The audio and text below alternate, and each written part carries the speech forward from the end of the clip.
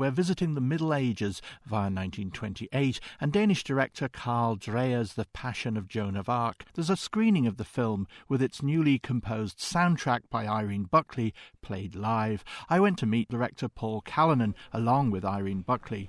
It's a film that was made in 1928 but was so advanced in its time, like that it actually feels quite contemporary, which is why we wanted to use a kind of contemporary score to kind of lift the images into the present.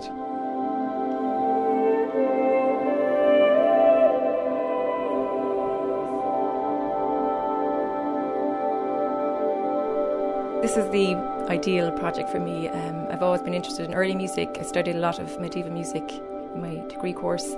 Sang in choirs for many years, so sang a lot of music, religious music, especially Latin music, from masses to passions to Stabat Maters to requiems.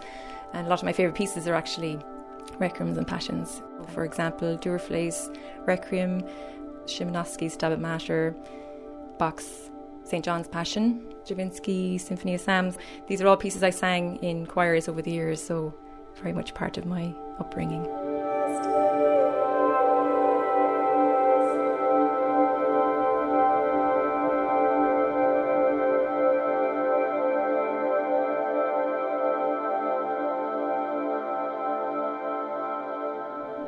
Cinema is a language, as Jean-Claude Carrière used to say. It's the most recently invented language. This grammar kind of evolved over the years, and so, for example, when the Lumiere brothers were first making their films, you used to just see big, wide, static shots of all the action happening within the frame.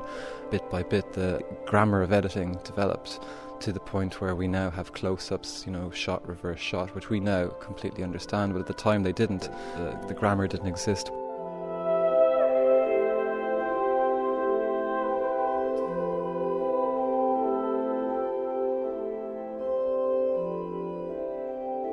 And then came Dreyer, who basically made this film almost exclusively of close-up shots. Most of the film is just Joan of Arc's face, her facial expressions, close-up facial expressions, so she's crying a lot.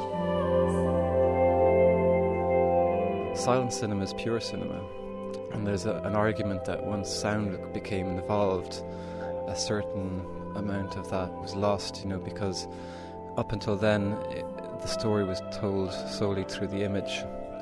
And with the invention of sound, then everything kind of changed. Even the way people wrote scripts to dialogue, everything changed to kind of serve sound. The surrealist filmmakers in the 1920s, like Dali and Buñuel, film for them was a way of expressing the subconscious and the imagination, because you could cut from one area to a completely different area, that you could just jump like you would in a dream.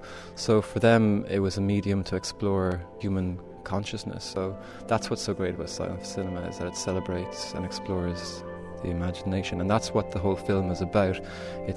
All Dreyer's films, in fact, are all about the conflict of mind and body.